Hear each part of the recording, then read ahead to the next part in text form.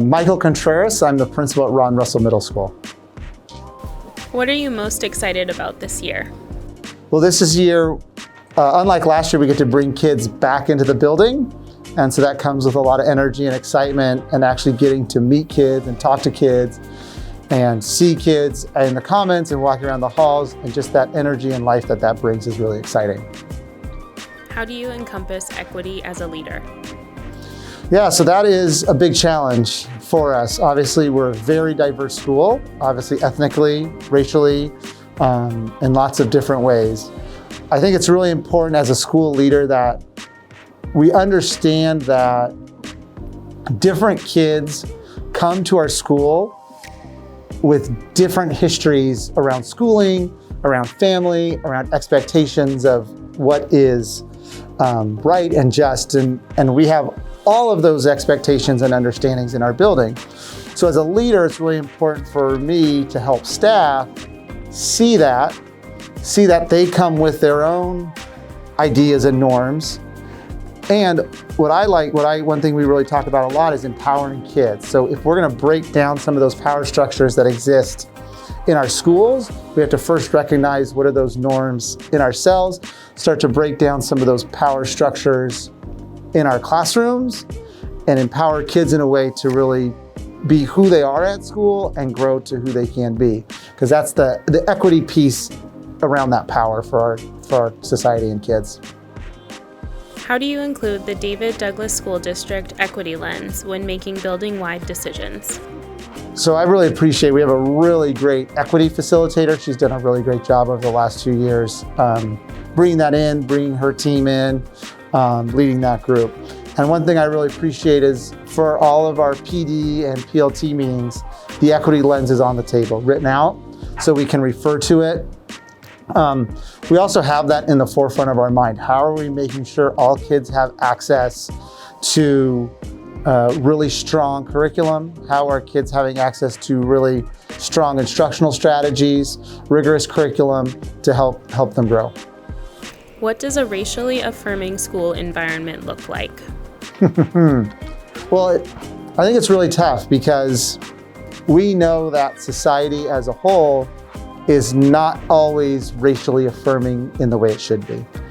And we also know that kids do not leave who they are at the schoolhouse door. They bring all of that with them.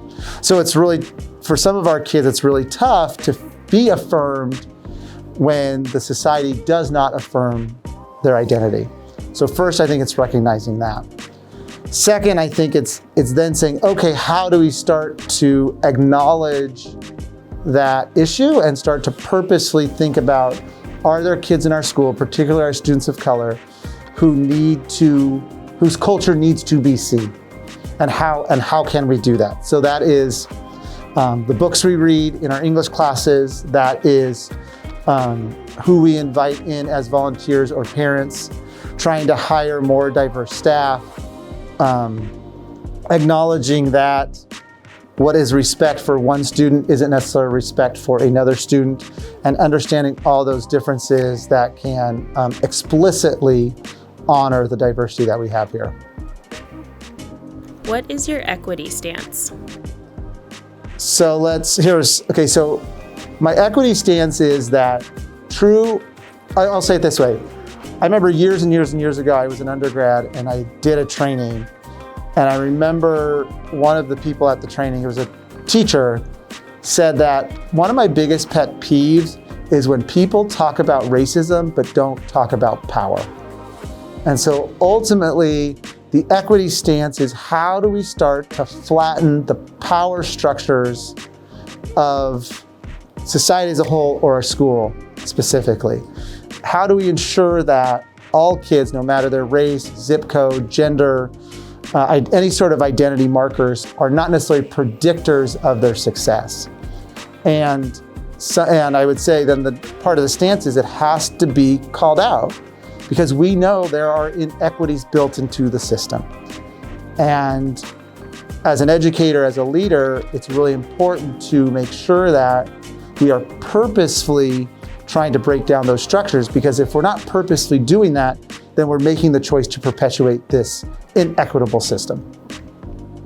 How will you use data to ensure equitable outcomes for students? I think it's really important to look at data, particularly disaggregated data, broken down by race, gender, ethnicity. I think that's important to know that, okay, right now it feels like our African American students aren't doing as well, or it feels like our Hispanic boys are struggling. Well, that's great if that's how it feels, but what is the reality? Thinking about something as simple as, if a teacher says we have all these kids who are misbehaving this way and this way and this way. Well, maybe we dive into the data and the data supports that perception, maybe it doesn't. But trying to use that data to look at what is the true situation, this true place of where we are, and then using that data to then drive the decision. Because if, for example, we have disproportionate discipline data, then we have to do something differently to support that equity. If we have disproportionate academic success, we have to do something differently to support the success of all. What equity practices do you hope to see in every classroom? One of the things we hear a lot, especially people who have done a lot of training around culturally responsive teaching, is that, gosh, culturally responsive teaching is just good teaching. And so all those pieces that we talk about in a good classroom, is it student-centered? Does it understand who the kids are? Does it use curriculum that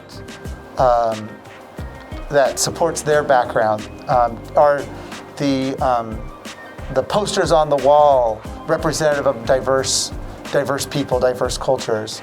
So I think all those things are really important to see. And I would say too, the one is, if I have a teacher who's at least trying, I'm okay with mistakes from a teacher perspective. If you're trying something and man, such and such doesn't work, that's okay, because we can work with that. But I think the risk for teachers is important. As you self-reflect on your spring and summer hiring practices, share your efforts and outcomes to diversify your school building for both classified and certified positions. So I would say any people who have been through the hiring process, especially our admin positions, know that it is a very rigorous process. And we've put that in place on purpose, because we believe that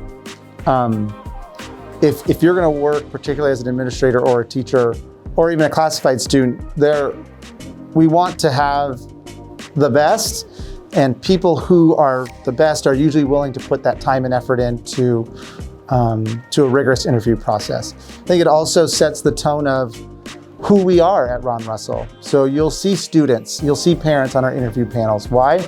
Because we honor their voice. Their voice matters to us and who we are. From a teacher perspective, we always require teachers to do a lesson, because it's one thing to talk about a good lesson, but it's one thing to talk about how you run your classroom, but we want to see that in action and see how are you engaging all students? How are you bringing in culturally responsive teaching? How are you affirming the racial identity of our students? And we will get to see all of those things in that interview. And lastly, I would say, lastly, but also most important, is we look for people who love kids. If you don't love kids, if you don't love all kids, you're not going to be successful here. You're not going to be happy. You're not going to do a good job. And so that's absolutely the first criteria. You got to love kids. Absolutely number one. I'm Michael Contreras, principal at Ron Russell, and I believe in equity.